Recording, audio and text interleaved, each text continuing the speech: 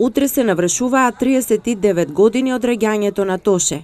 Под слоганот "Тоше има само година на раѓање" и со низа активности, музички и спортски манифестации во Крушево ќе се одбележи неговиот роден ден. Музиката на Тоше и неговата енергија која допре до милиони фанови е жива и 12 години после неговата смрт, но во Крушево буквално се чувствува и неговото духовно присуство. Ирис телевизија го посети славното Крушево, кој изнедри величини достојни за највисока почит.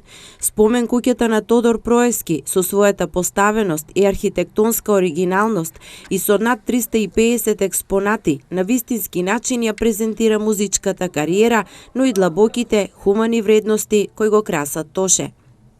Ние го врвиме музеот заедно со вработените со целиот тим по не знам по колку пати. Секој ден и секое наредно врвење во музеот ми откриваме парче делче кое е како едно парче од мозаикот наречен животот на Тодор Проевски. Стално нешто забележуваме плюс што не сме го забележале. А верувајте, денот го врвиме по не знам по колку пати во музеот. И таа приказна, таа служувалка која што е наречена животот на Тодор и животниот пат на Тодор Проевски, сите се надополнува баш со тие посетители од 7 до 77 години.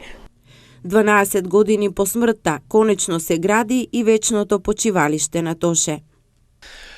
Според идејното решение, овој гробно место има голема символика во себе, односно според тоа пред се во основата на самото гробно место е крстот, кој што отсликува религиозноста на нашиот сограѓанин Тоше Проевски. Потоа гробното место ќе биде како на три нивоа, односно тоа ги отсликува патот на душата, односно од човек па се до патот понатаму. И исто така ќе означува ова гробно место, ќе означува на многу добро позната положба на телото на Тоше со отворени раце, кој што исто така уште еден символ на кој што ќе прикажува гробното место. Неговиот музички талент, како и неговата хуманост, немаа граници. Таков беше од малечок, таков и остана, велат неговите другари.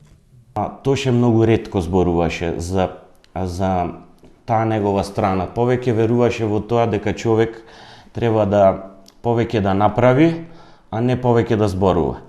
Ние, еве и после 10-11 години од неговата трагична смрт, добиваме информации, доаѓаат луѓе, секаде Тоше помогнал и каде донирал на оние на кои им е најпотребно, на оние на кои им е најтешко. Последен случај беше имавме гости од Босна и кажаа дека Тоше донирал за изградба на некоја џамија во Босна и Херцеговина. Тоа така е како интересен момент што мислам дека не го знае јавноста. Сепак славата не го промени. Во Крушево, каде го минуваше секој слободен момент, тој беше наш другар, секогаш подготвен за песна, спорт и дружење. Не го викавме Тоше, го викавме пејачот и секое дружење завршуваше со песна. Тој, кога доаѓаше во Крушево, воопшто не се чувствуваше како звезда, исто така и ние не го чувствувавме како звезда.